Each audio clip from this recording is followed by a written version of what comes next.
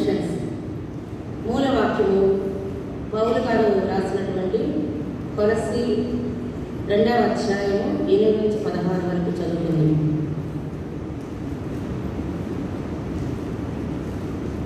చదువు.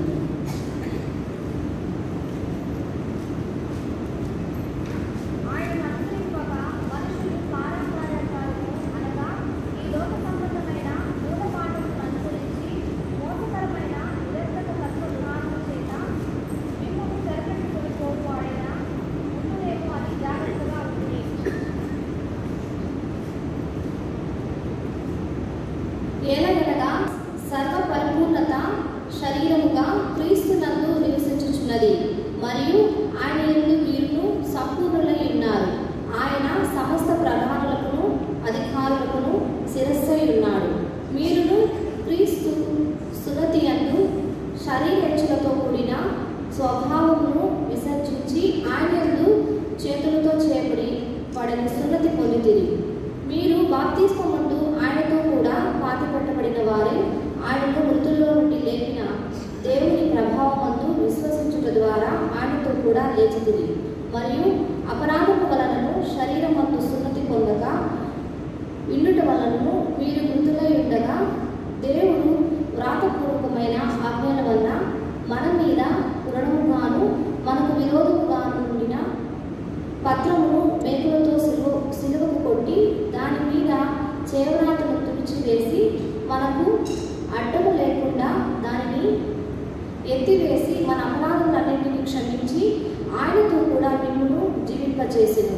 ఆయన ప్రధానులను అధికారులను నిరాయుధులుగాను చేసి సిలువ చేత జయస్వాముతో వారిని పట్టి తెచ్చి బాహాటముగా వేడుకకు కనపరిచెను.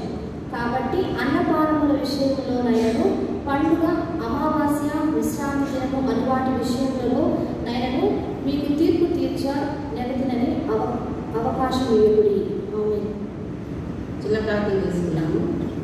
ప్రభువా, నా నోటి మాటలు మా అందరి హృదయ ధ్యానం మీ దృష్టికి అంగీకారంగా ప్రభువా, మీరే కలిగి నన్ను మీ సిలువ చాటుకు మరుగుచ్చుకొని వాక్యంలోని ఆత్మీయ సత్యాన్ని బయలుపరచుకుని వేడుకుంటున్నాను పర్వతాన్ని. ఆమె ఈ శ్రమణకాల 40 దినాల ధ్యానాలలో ఈ 6వ దినాన నన్ను నిలబెట్టిన మొదటిగా ఆ దేవాది దేవునికి వందనము తెలుపుతున్నాను. ఈ అవకాశం ఇచ్చినటువంటి మన పాస్టర్ గారికి వందనము తెలుపుతున్నాను. అలాగే కౌన్సిల్ వారికి వందనములు, సంఘం అంతటికీ కూడా శుభాభివందనలు తెలుపుతున్నాను. ఈ కొలస్సీ పత్రిక ఒక్క నిమిషము దాని గురించి మనము తెలుసుకొని వాక్యంలోకి వెళదాము. కొలస్సీ పత్రిక పౌలు రోమాలో చెరసాలలో ఉన్నవి రాసినటువంటిది.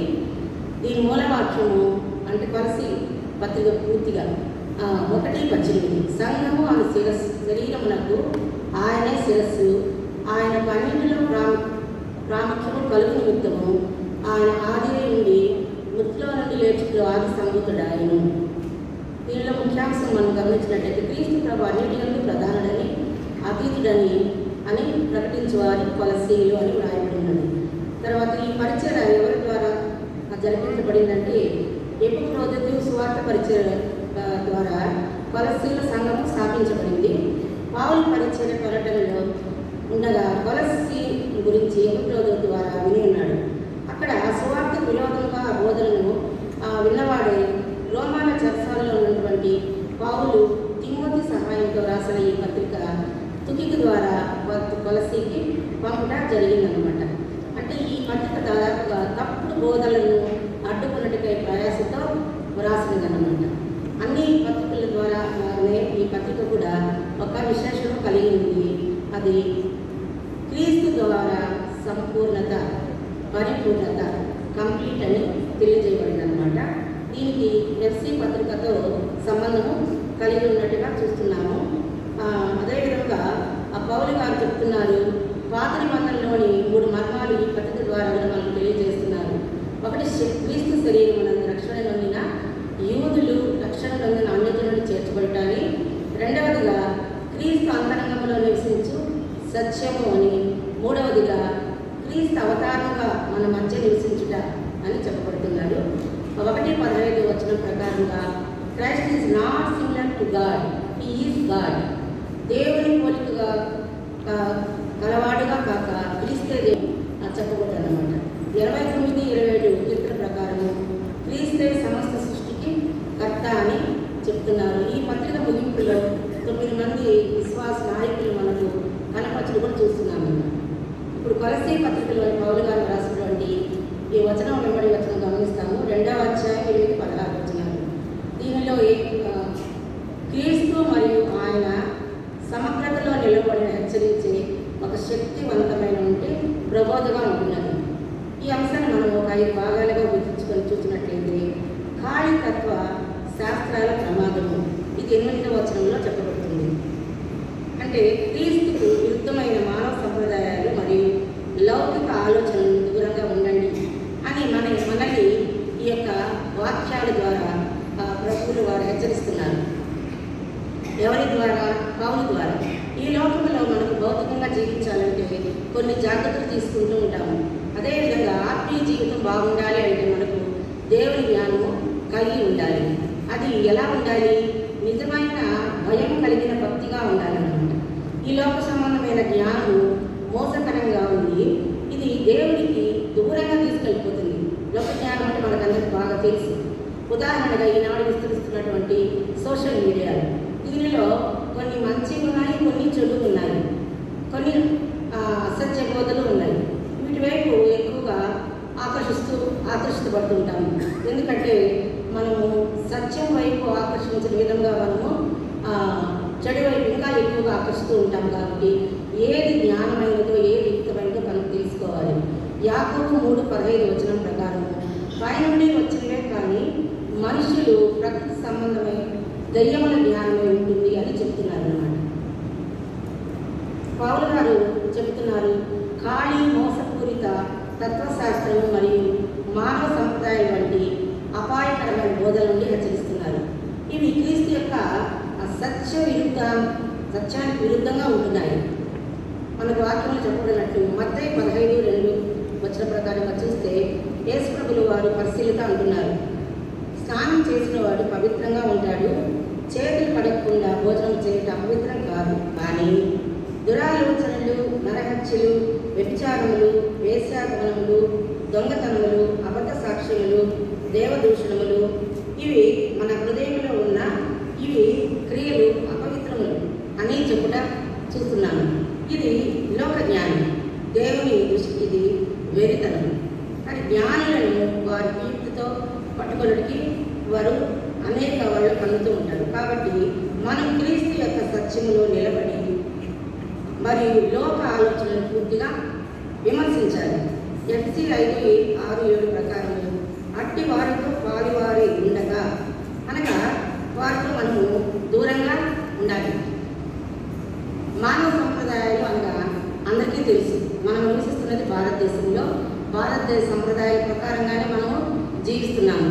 అంటే అన్ని క్రైస్తవులుగా మనము ఆయన రక్తం ద్వారా కడుగుబడి పవిత్రులుగా క్రైస్తవుల బిడ్డలుగా ఉంటున్నాం. కాబట్టి ఆ సంప్రదాయాలు మనము దాన్ని అవలంబించడం లేదు. కానీ అవలంబించే వారు ఈ విధంగా ఉంటున్నారు.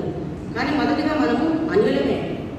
కానీ యేసుక్రీస్తు నామములో రక్షణ పొందినాం కాబట్టి, రక్షణ ద్వారా మనం రక్షించబడ్డాం కాబట్టి అటువంటి ఈ యొక్క లోక సంప్రదాయాలకు దూరంగా ఉండాలి.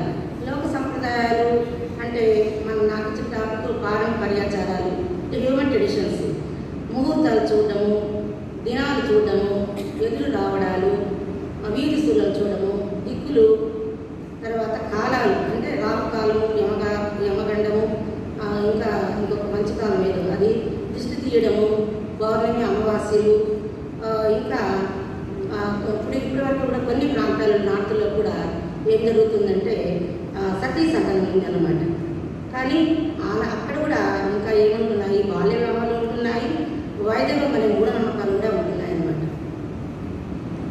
తర్వాత గృహప్రవేశాలకు ఏం చేస్తారంటే ఆవును తీసుకొని తోడడం, తర్వాత గుమ్మడికాయ కొట్టేది, టెంకాయలు కొట్టేది, ఇవన్నీ అన్నమాట. ఇవన్నీ చాలా చేస్తున్నాము. వారు చేస్తున్నారు కదా అనేసి మనం కూడా ముహూర్తాలు పెట్టుకుంటూ పేరు పొలాలు చూసుకుంటూ ఇలా గృహప్రవేశాలు కూడా చేసేవారు కూడా చాలామంది ఉంటున్నారు. కానీ ఇవి చేయించడం కూడా చాలా తప్పు. ఇలాంటి వారు ప్రకటన 22వ అధ్యాయం 11-12 వచనాల ప్రకారంగా చెప్పబడ్డట్లు వీరు కూడా పరలోకంలో ఎట్టి పరిస్థితుల్లో కూడా ప్రవేశింపరు. మొదటి తిమోతి 6:20 చూస్తే మనకు అప్పగింపబడిన దానిని కాపాడుకుంటూ అపవిత్రమైన మాటలకు జ్ఞానమని అబద్ధముగా చెప్పబడిన విపరీత వాదనలకు దూరంగా ఉండాలి. మనం విపరీత వాదనలు అంటే చేస్తే తప్పేం లేదు, చేసేద్దాం, ఏం లేదు, దిష్టి తీసేయడం కదా, బిడ్డ ఏడుస్తున్నాడు దిష్టి తీసేద్దాం. ఈ మధ్య మా బాబుకి బర్త్డే జరిగినప్పుడు ఒక వాళ్ళ స్టాఫ్ వచ్చారు, విజయవాడ సన్నీ వాళ్ళ స్టాఫ్, అంతా బాగున్నాడు బిడ్డ అని. వాళ్ళ స్టాఫ్లో ఒక అమ్మ వచ్చి సన్నీ నువ్వు ఇంటికి వెళ్తాను, నీ బిడ్డ దిష్టి తీసేయాలి ఇంటికి వస్తాను చెప్తున్నాడు. రోజు నిజంగానే పడుకు అలసిన వల్ల ఏమో తెలియదు, నిద్రపోలేదు, ఏడుస్తూ ఉన్నాడు. ఏముంది నాయన, ప్రార్థన చేస్తే తగ్గిపోతుంది, అవన్నీ మనం చేయకూడదని చిన్న ప్రార్థన చేస్తాడు, బిడ్డకు చక్కగా నిద్రపోయాడు. కాబట్టి మనం చేస్తే తప్పు లేదు అనుకుంటేనే చేస్తామన్నమాట. అది చాలా తప్పు. బైబిల్లో కూడా దశమనాడు అని ఉంది కదా, బయలుదేరుట అని కూడా అని మాట్లాడుతూ ఉంటున్నారు అన్నమాట విపరీత వాదకులు. రెండవదిగా గమనించండి, 9-10 వచనాలు గమనించినట్లయితే క్రీస్తు యొక్క సమగ్రత అనగా కంప్లీట్. ఈ పదము లాటిన్ పదం నుంచి వచ్చిన విశేష పూర్ణాంగము. సమగ్రత, సంపూర్ణత, పూర్తితనము, నిజాయితీ, స్థిరత్వము. నిజాయితీ, సంపూర్తితనము, పూర్తి అంటే కంప్లీట్ అని, నిజాయితీ అంటే ఇంటిగ్రిటీ, స్థిరత్వము అంటే కన్సిస్టెన్సీ అని అర్థం అన్నమాట. కాబట్టి నిజాయితీగా ఉంటూ బలమైన నైతిక విలువలు, రాజీ లేని వ్యక్తులుగా మనము ఉండగలగాలి. అని ప్రపంచంలో ఎవరు లేరు, ఒక్క యేసు ప్రభువు గారు తప్పితే. Jesus Christ is person of integrity. కాబట్టి మనము అలా జీవించడానికి ప్రయత్నం చేయాలి. కొలస్సీ 1:19 చెప్పబడినట్లు ఆయన యందు సర్వ సంపూర్ణత ఉన్నది అని వివరిస్తున్నది. ఏ విధంగా అంటే యోహాను 1:14 గమనించినట్లయితే ఆ వాక్యము శరీరధారిగా మన మధ్య ఉంటున్నది అని సెలవిస్తున్నది. క్రీస్తు యొక్క సమగ్రత క్రీస్తులో అంటే దేవుని సమస్త సమృద్ధి శరీరూపంలోనే నివసిస్తున్నది అని అర్థం. ఇది క్రీస్తు యొక్క దైవత్వాన్ని కూడా సూచిస్తున్నది. ప్రతి విశ్వాసి కూడా క్రైస్తవులుగా మనము క్రీస్తులో పూర్తిగా ఉంటున్నాం కాబట్టి ఇంకా ఏది మనకు అవసరం లేదు. అంటే క్రీస్తులో పూర్తిగా ఉండే వారికి మాత్రమే. యోహాను 1:16 గమనించినట్లయితే ఆయన పరిపూర్ణతలో నుండి మనమందరం కృప వెంబడి కృప పొందుతుంది. 10వ వచనం క్రీస్తు మాత్రమే విమోచన మరియు ఆ జీవితానికి సరిపోతాడు అని రాయబడి తెలుపుతుందన్నమాట. అంటే మనకు విమోచన దొరికింది ప్రభువుల వారి దగ్గర, యేసు ప్రభువుల వారి దగ్గర. కాబట్టి మనము అది నమ్మాలి. కొలస్సీ 1:19 వచనం చూసినట్లయితే సంఘము శరీరమునకు ఆయన శిరస్సు, ఆయనకే అన్నింటిలో ప్రాముఖ్యత. ఆయన ఏమై ఉన్నాడు? ఆయన ఆది ఉన్నాడు. ఆయన పునరుద్ధానం ద్వారానే మనకు విమోచన కలుగుతున్నది అని మనకు పూర్తిగా వాక్యం సెలవిస్తున్నది. మొదటి తిమోతి 5:17 ప్రకారం మనం మన శిరస్సు యేసు ప్రభువులు శిరస్సే కాబట్టి మనం ఏం చేయాలి? ఈ యొక్క క్రీస్తుకు ప్రతిరూపాలుగా ఉన్నటువంటి బిడ్డలను అంటే మొదటి తిమోతి 5:17 ప్రకారము కాపులను, పెద్దలను విశేషంగా వాక్యమందు ప్రయాసపడి వారిని గౌరవించాలి అని చూస్తున్నాము. ఎందుకంటే సంఘానికి శిరస్సు క్రీస్తే కాబట్టి ఆయన వాక్య బోధకులను గౌరవించడం కూడా నేర్చుకోవాలి, అనుభవించుకోవాలి. ఒకసారి ఆలోచించుకున్నాము, శిరస్సు లేకుండా మన శరీరం ఏమైనా పని చేస్తుందా? పని చేయదు. ఊహించుకోవాలంటే కూడా చాలా భయం కూడా కూర్చుందన్నమాట. అలాంటి భయం మనం కలిగి ఉండాలంటే క్రీస్తు సంఘానికి శిరస్సు అని, శిరస్సు సంఘంలో ఉన్నటువంటి బోధకులను మనం వారి బోధన ద్వారా ఎలా మనం జీవించాలనేది ఖచ్చితంగా తెలుసుకుంటూ వారిని గౌరవించే పరిస్థితిలో ఉండాలన్నమాట. మూడవది ఆధ్యాత్మిక సున్నతి మరియు క్రొత్త జీవితం. ఇది 11-12 వచనాలు గమనించినట్లయితే పౌలు గారు చెప్తున్నటువంటి సత్యమైన వాక్కు. ఫిలిప్పీ 3:3 ప్రకారం శరీరమును ఆస్పదం చేసుకొనక దేవుని యొక్క ఆత్మ వలన ఆరాధించుచు క్రీస్తునందు అతిశయపడుచున్న మనమే సున్నతి ఆచరించేవారము. క్రీస్తు యొక్క సున్నతి అనేది హృదయంలో జరిగే ఆధ్యాత్మిక మార్పును సూచిస్తుంది. ఇది పాప స్వభావాన్ని పాప పర్యాచారాన్ని పూర్తిగా తొలగిస్తుంది అన్నమాట. రోమా 6:4 గమనించినట్లయితే బాప్తిజం ద్వారా విశ్వాసులు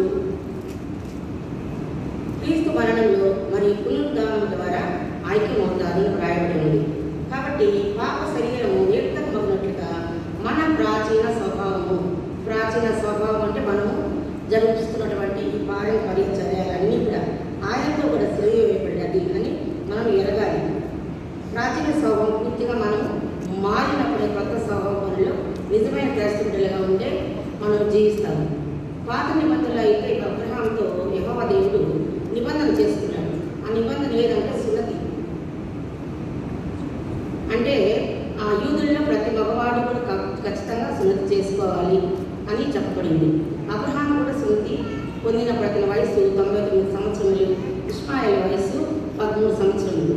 నిర్గమకాండంలో మోషే భార్య కూడా దేవుని ఉగ్రత నుంచి శిక్షను తప్పిదంతున్న కుమారునికి సున్నతి చేయడం కూడా మనము చూస్తున్నాము.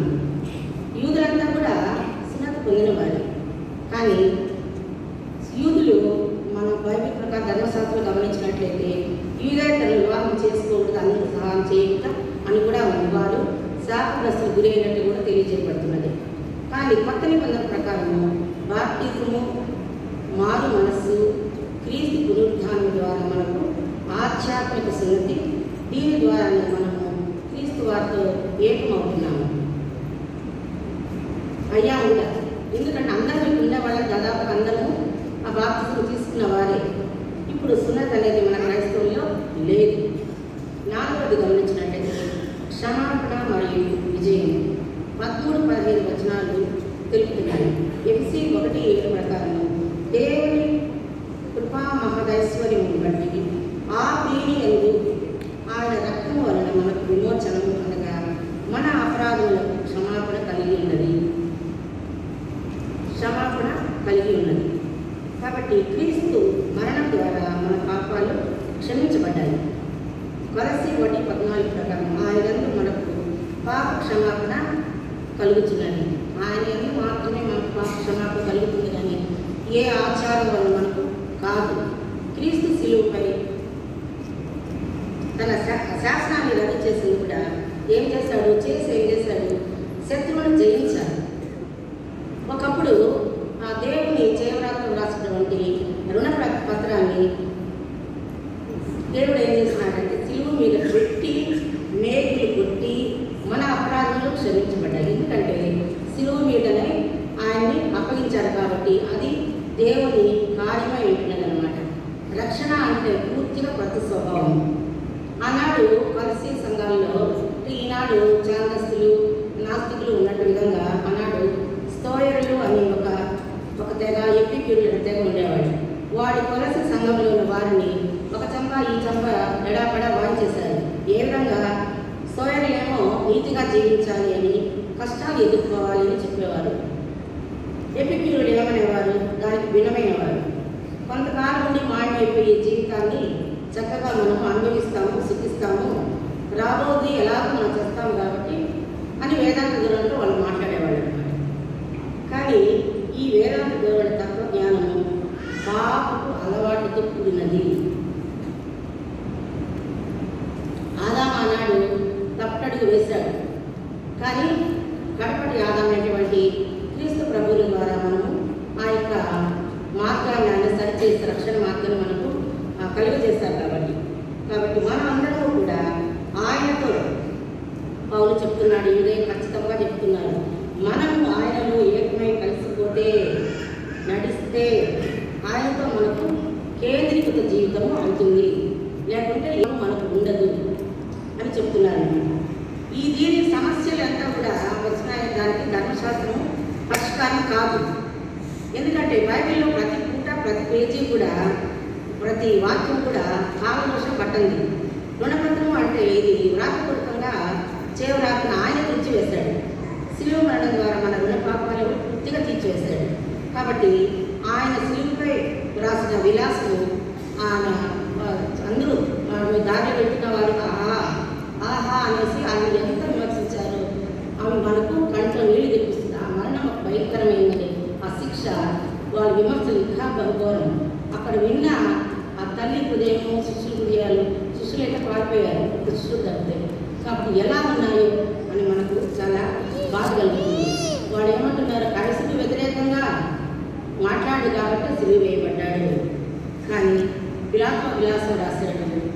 కానీ తండ్రి సిలువే అతన్ని ఒక బలిపీఠంగా పెట్టాడు. బలిపీఠంపై మన పాపాలు మోస్తూ గొర్రె పిల్లగా ఆయన బలి అయ్యాడు. ఇది దేవుడి పెట్టినటువంటి విలాసం అన్నమాట. కాబట్టి ఆయన ధర్మశాస్త్రము మీరలేదు, ధర్మశాస్త్రం అయినా మీరలేదు, మనమే మీరుతున్నాము, మీరాము కూడా. ఆయన అనేక మంది ప్రవక్తలు ఆనాడు హెచ్చరించాడు.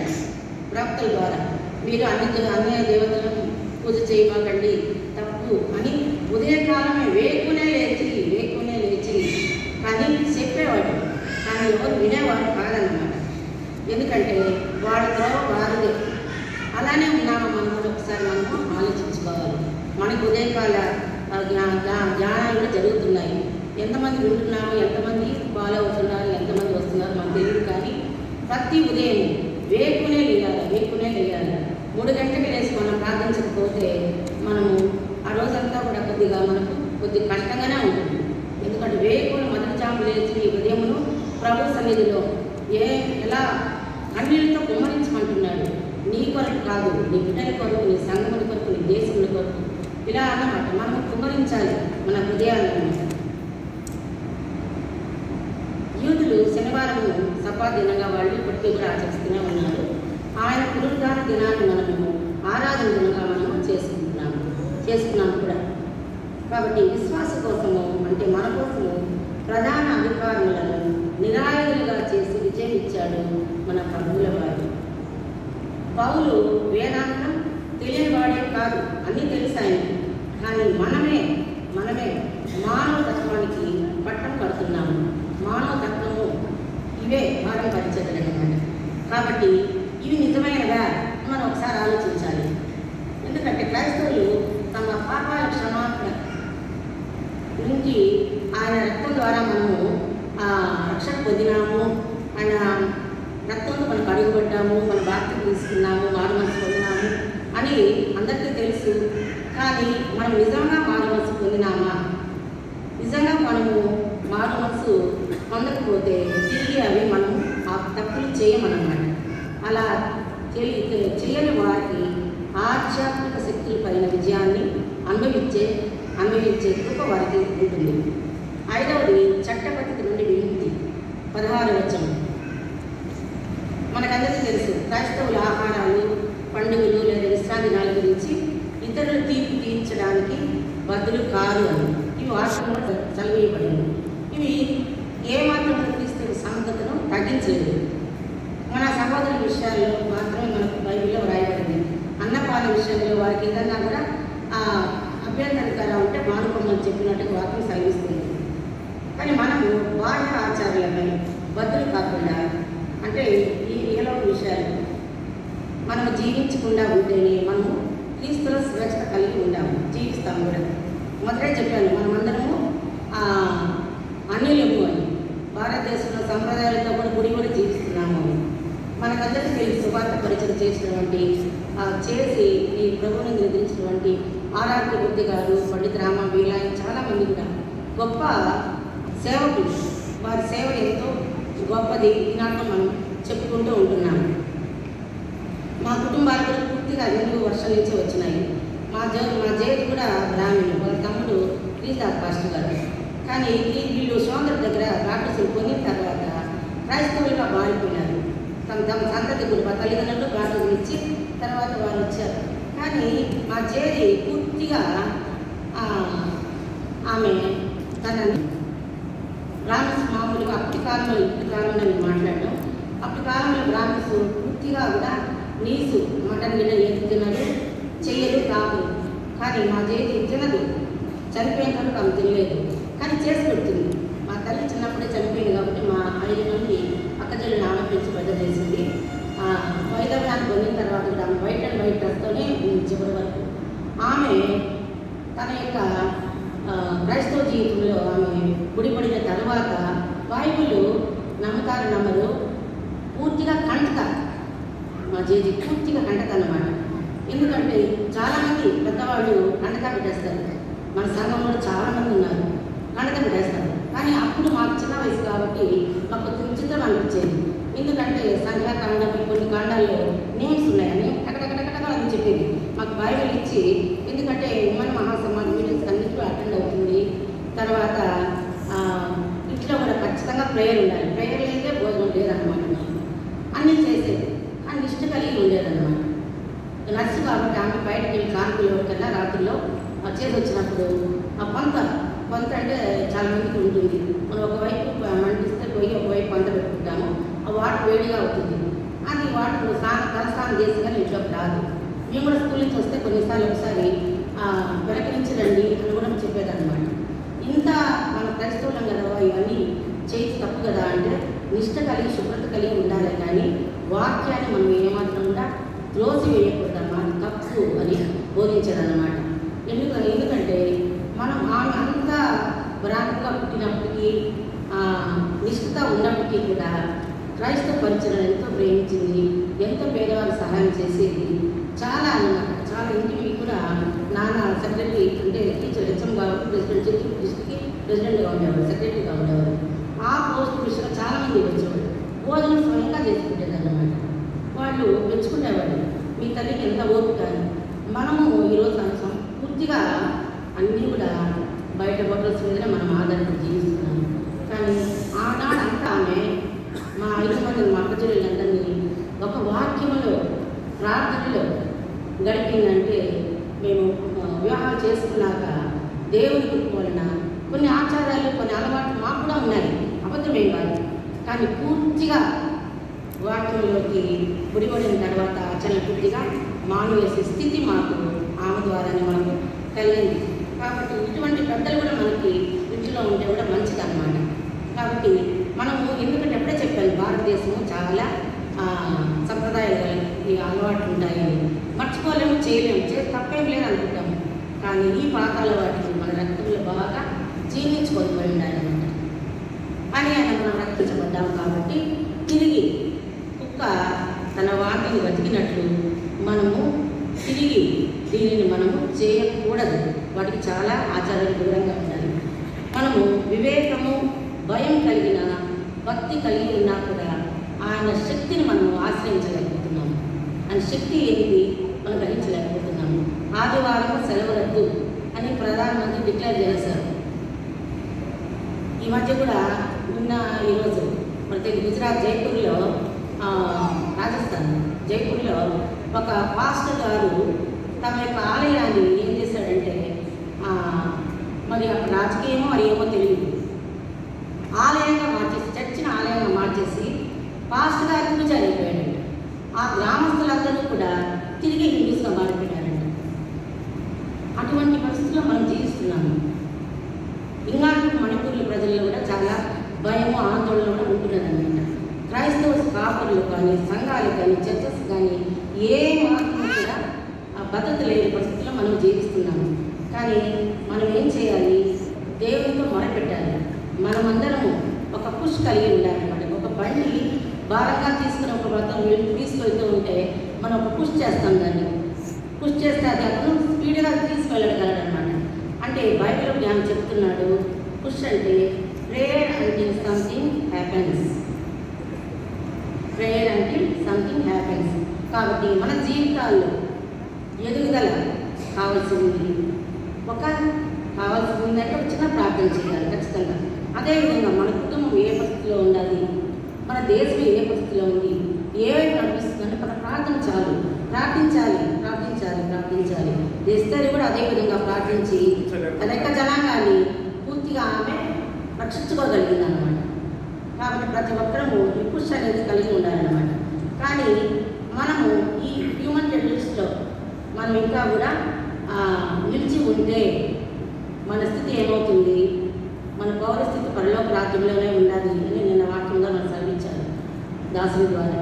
కాబట్టి మన పౌరస్థితి మనకు పరలోకంలో ఉంది. కాబట్టి మనం పూర్తిగా ఈ హ్యూమన్ ట్రెడిషన్స్ని ఈ పాడెం పర్యాచారం పూర్తిగా తీసివేయాలి. సాకులు చెప్పకూడదు, లేకపోతే మనము నరకంలో ప్రవేశించడానికి కూడా రెడీగా అపవాదం కాసుకొని ఉంటాడు. ఏం చేస్తాడా వీడు అని కాసుకొని ఉంటాడు అనమాట. మనకు కూడా మన జాతరలు ఇక్కడ గంగమ్మ జాతర, తిరుపతిలో ఫేమస్, ఇవన్నీ కూడా చూస్తూ ఉంటాము. అలాగా మన పండుగలను మనము చేయకూడదు. ఎందుకంటే మనం సమాధానంగా చేసుకునే పరిస్థితిని మనమే కల్పించుకోవాలి. మన సంఘంలో ఏర్పరచుకోవాలి. మన యూత్ పిల్లలు కానీ, మనము కానీ, మన కుటుంబాల్లో కానీ వాడు జరుపుకుంటే వాళ్ళకి మనకి ఏ భేదము లేదన్నమాట. అన్ని జనుల దగ్గర మనము వాడి దగ్గర చెప్పించుకునే స్థితికి ఏ క్రైస్తవుడు కూడా రాకూడదు అన్నమాట. ఎప్పుడైతే ఎప్పుడు రాకూడదు, ఎప్పుడు రాదు ఆ పరిస్థితి అంటే వీటికన్నిటికీ మనం ఎంత దూరంగా ఉంటేనే. శ్రమల జ్ఞానాలు మొదలైనవి 40 దినాలు ఒక్కొక్క రోజు ఒక్కొక్క వాక్యము మన హృదయంలో ఎంతో చిగురింపు చేస్తుంది. ఏంటంటే చిగురించడం కదా, చిగురింపు చేస్తూ ఉన్నాయి. కాబట్టి ఈ శ్రమకాల దినాల్లో ఈ వాక్యంలోని సత్యాలను అందరం గ్రహించుకొని దిద్దుకుంటాము, లేదో మనము ఇంకా ఆ స్థితిలోనే ఉంటామో మనం తెలుసుకోవాలి. కాబట్టి ఎవరైతే తమ దిద్దుకుంటూ జీవితం వెళుతున్నారో వారందరికీ 1 కొరింథీ 15:57 ప్రకారం మనకు జయం అనుగ్రహిస్తాడు దేవుడు. కాబట్టి ఈ వారి పరిస్థితులు చాలా ఉన్నాయి. మార్కు, తీతు, 1 పేతురు చాలా ఉన్నాయి. కానీ కొన్ని వరకు నేను ధ్యానించగలిగినాను. కాబట్టి ఈ యొక్క వారి పరిచయాలు, ఈ హ్యూమన్ ట్రెడిషన్స్ అన్నీ కూడా మనము మన జీవితంలో పూర్తిగా తుడిచివేస్తే మన పౌరస్థితి పరలోకంలో తప్పకుండా వర్తిల్లగలుగుతుంది. ఆ జీవ మార్గం మనకు తెలియజేయబడుతుంది. ఇట్టి కృప పరిశుద్ధాత్మ దేవుడు మనకందరికీ దయచేయగాక. ఆమె ప్రార్థించుకున్నాను.